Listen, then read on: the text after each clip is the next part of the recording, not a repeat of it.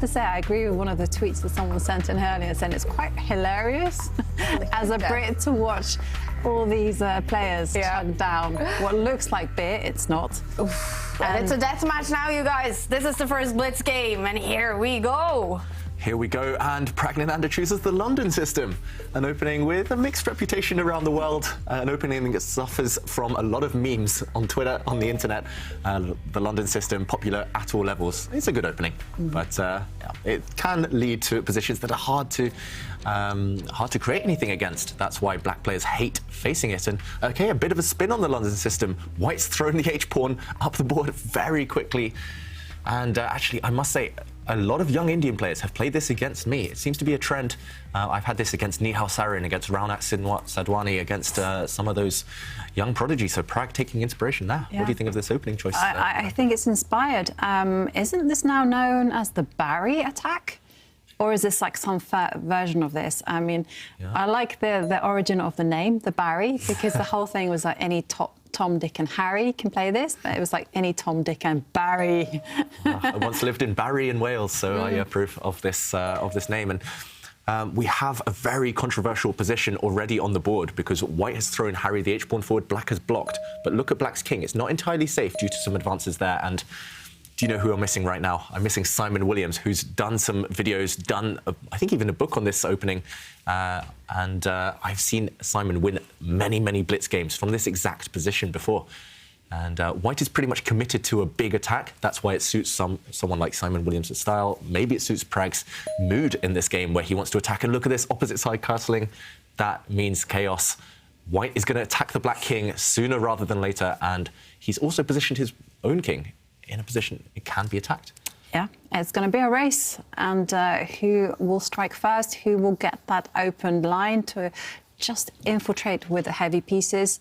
I like this choice from PRAGGNANANDHAA. It might not be like 100% correct. The computers don't tend to approve of White playing like this, but, you know, between two humans, it's a slugfest.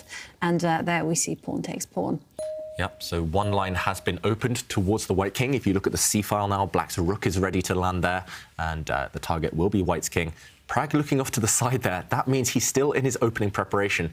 The clock times as well shows that Pragg has made the adaptation to the quicker time control, quicker and swifter than Anish Giri. He's 30 seconds up on the clock, but he needs to maintain that speed. And Anish bringing his bishop out. I'm assuming at some point Pragg's going to slide the White king towards the corner. That tends to be a very thematic idea. You can push some pawns towards that black light-squared bishop at some point as well. You can also try and trade off light-squared bishops. It's a lot of choice for Pragg, but he needs to speed up. He does need to speed up. I am in favour of your first approach. Just find safe haven for your king. Then you can begin to deal just some action on the right side. Push those pawns forward. Yeah, and it's a bit worrying for Pragg. I commended him for his speed, but suddenly a 1 minute think, that's too long in Blitz. On any move, pretty much, unless it's really, really critical. 1 minute think, when he should have been, and probably was in his preparation, the White bishop coming out now, putting some pressure on Black's knight. And look at the evaluation bar. The first move that Pragg was out of his prep is a mistake. And why is the computer so far in Black's favour? Is it to do with Black's knight maybe jumping into the white half of the board, jumping to the b4 square? We do see that move from Giri. Suddenly, direct threats against the White king. Black's king is super safe, meanwhile. Look at the c2 pawn. Black's light square bishop, Black's knight, they're ganged up against it. Yeah. How to defend already? It's not easy. It's certainly not easy, and that's why I was in favour of the king sliding one square. Okay, he retreats his bishop, but this is really not what you want to do when you've played such a confrontational opening. I mean, that bishop now is just a target to attack, and here it comes. There you go. Action has been initiated, and it's a killer blow. Yeah, this picture paints 1,000 words, because look at Pragg. He's suffering already. Wow. I think he's on tilt.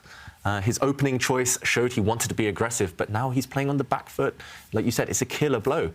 White's bishop or White's knight, they can take this pawn, but lines are opening up towards the White king.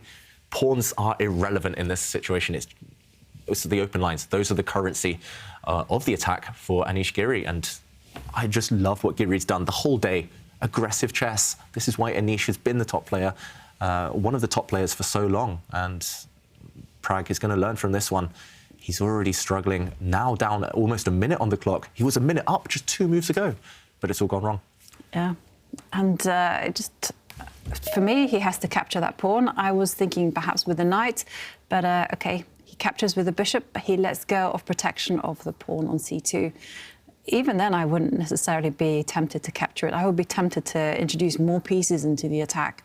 Get the queen, get the rooks going on the open lines. Yeah, Black has plenty of ammunition to throw towards that white king, and you called it, Jovanka. Black's queen is the first to jump out. Why get greedy? Why capture any pawns even in front of the white king with minor pieces, with knights or bishops, when you can use the heavy pieces, queens and rooks? And Black's rooks are ready to just kind of line up on the C and B files towards that white king. And there is actually a deadly capture, a threat on the board. The knight was threatening to capture the pawn on a2. That's why Pragg steps forward with the a-pawn, attacks the knight. Yeah, and this is very reminiscent, actually, of a playoff game. I think it was between Anish Giri and Giri, where Anish did have a big attack, also with the queen on a5, also with a knight on b4, bishop on f5, and he couldn't finish Giri off. And, OK, will we see lightning strike twice? History repeats itself. Anish needs to bring some rooks into the game.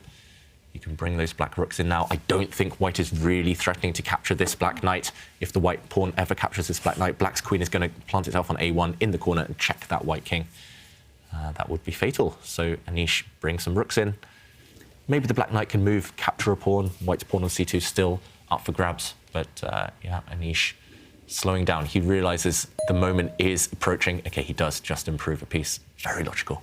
Yeah, it is logical. But is it flawed? Yeah, I was going to ask that. Oh, wow. Because... OK, it was flawed. The evaluation bar does react. Whoa. But why? This looks so logical to me. Unless white can bite the bullet and take this black knight. That's the only possible reason I can see for this move being a mistake. Can white really take this black knight on b4, allowing the black queen to infiltrate onto the first rank? Computer says yes. Everything else was completely winning for black. If white didn't take this knight, he could resign. And suddenly, instead of completely losing, white has an advantage. It looks like black's rook on the c-file is going to come in and take a pawn. White's queen is even going to fall, but white will survive.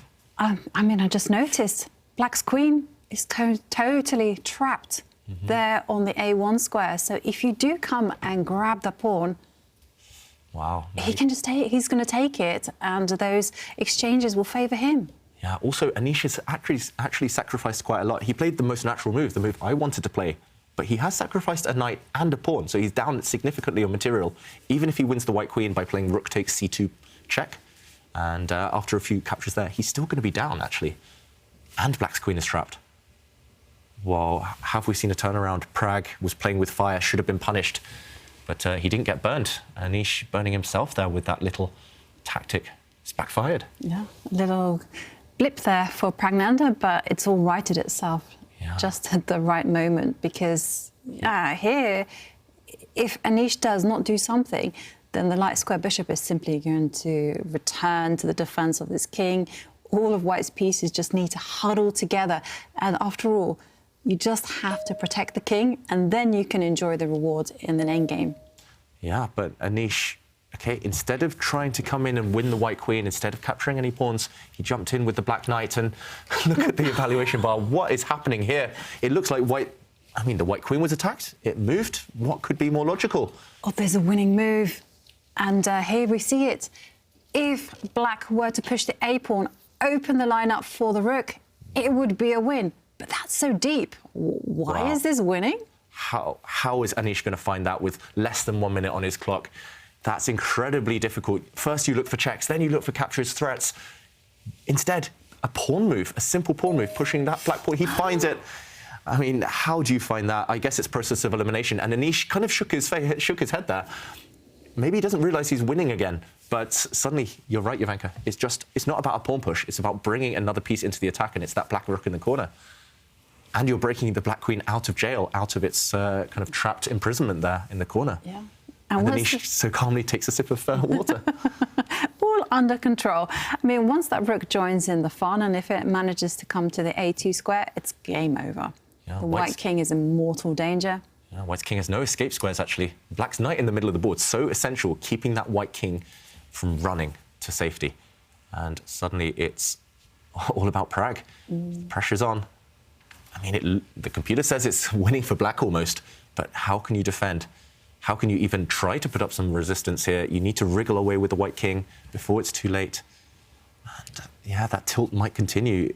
If he loses this game, I think Pragg's confidence will be shattered. Yeah. And how do you stop black's rook coming in on the a file? Okay, the white knight jumps in the way, but do you just ignore this? Do you just play pawn takes pawn, a takes b4, and just... Yeah. Yeah, there we go. Black's rook on the a file is open. It's going to come in. White's knight can snack on all the pawns, all the pieces it wants to, but black's rook and queen are going to combine to try and deliver checkmate. Ruthless play from Anish. And yeah, the only way that I could see of surviving this was to perhaps attack the knight and then try to go on a journey or an adventure with the king. Yeah, but white's king is not running away, unfortunately. It's so refreshing to see Anish Giri attack like this. He's a knight put down, he's a pawn down, and he's giving up his rook. White's knight at the top of the board can go and capture a rook. It doesn't matter. Black's threat is rook to a2, down next to the black queen. You can't stop it. No. Checkmate is coming. Computer says +5. Pragg down at 30 seconds as well. 21 seconds. White has all the pieces, but they can't ride to the defense of their king. You can ignore this. Don't take back this white knight. It's taken a bishop, but threaten checkmate instead. Queen taking that pawn on b2. That is the monster threat. It's unstoppable. Something is going to break through against this white king now. It's inevitable. 10 seconds for Pragg. Head in hands. It's going to be game over. Checkmate is coming. It is. It's such beautiful play from Anish. And there you go. He tries to make an escape route for his king, but that is not going to help one bit.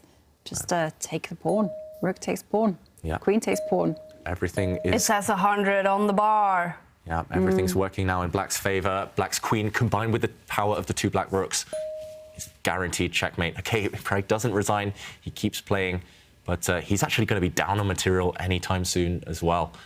Black's rook can just take this white bishop. White's bishop on the bottom rank is the only defender, only guardian of white's king. It might not be checkmate, but you'll win a whole bunch of material. You can take this pawn as well. White is going to lose his queen. He's going to lose his rook first. He's going to lose everything. The whole house has fallen. And look at Pragg. It's just been a bad run for him. This is when tilt happens. Okay, what's happening here from Anish Giri? He's just spectacular moves here. He even gives up another rook just to lure away White's bishop. And yeah, we will see checkmate now in a few moves. We're actually going to see checkmate. Well, I think, but maybe Anish will just take the safe, simple approach. He's just going to win some material here. You can even trade off the queen's win White's rook in the corner with the black rook. Yeah, maybe we won't go for checkmate. Giri takes the safe approach. And yeah, he's up a rook for a knight and a couple of pawns. Pragg, it's over. Anish takes the win. Wow, winning the third game in a row. Anish Giri takes the lead in the Blitz tiebreaks. 5 minutes, that is correct, Anish, until Blitz game number 2.